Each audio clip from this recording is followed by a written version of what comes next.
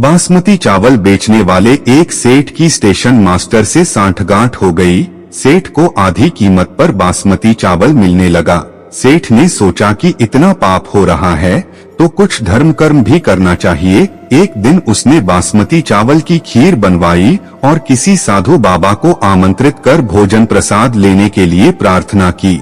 नमस्कार मित्रों, ऑडियो को आगे सुनने से पहले आप सभी का हमारे YouTube चैनल राइट टू शिक्षा सुखचैन सिंह पर एक बार तहे दिल से स्वागत करता हूं और चैनल को सब्सक्राइब करना मत भूलना। मित्रों, साधु बाबा ने बासमती चावल की खीर खाई। दोपहर का समय था।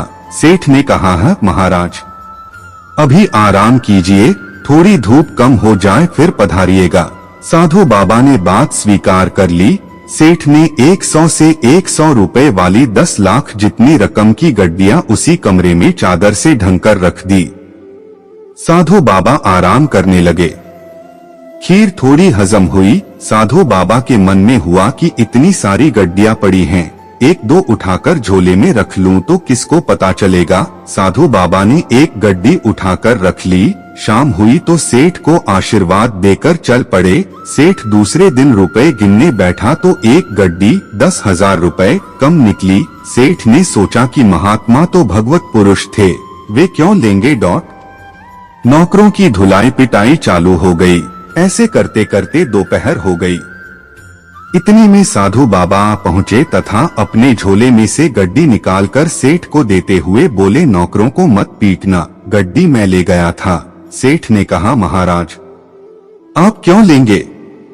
जब यहाँ नौकरों से पूछताछ शुरू हुई तब कोई भय के मारे आपको दे गया होगा और आप नौकर को बचाने के उद्देश्य से ही वापस करने आए हैं, क्योंकि साधु तो दयालु होते हैं। साधु, यह दयालुता नहीं है, मैं सचमुच में तुम्हारी गड्डी चुरा कर ले गया था। साधु ने कहा, सेठ तुम सच बताओ कि तुम कल खीर किसकी और किस लिए बनाई थी।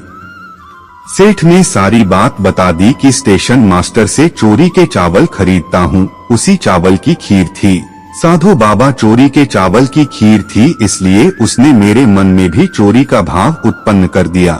सुबह जब पेट खाली हुआ, तेरी खीर का सफाया हो गया, तब मेरी बुद्धि शुद्ध हुई कि हे राम, यह क्या हो गया। मेरे कारण बेचारे नौकरों पर न जाने क्या बीत रही होगी, इसलिए तेरे पैसे लौटाने आ गया। इसीलिए कहते हैं कि जैसा खाओ अन्न वैसा होवे मन, जैसा पियो पानी वैसी होवे वाणी, जैसी शुद्धि वैसी बुद्धि, जैसे विचार वैसा संसार। आशा करता हूँ कि आपको मेरी बात समझ में आई होगी। धन्यवाद और कमेंट बॉक्स में जय श्री कृष्णा लिखना मत भूलना मित्रों।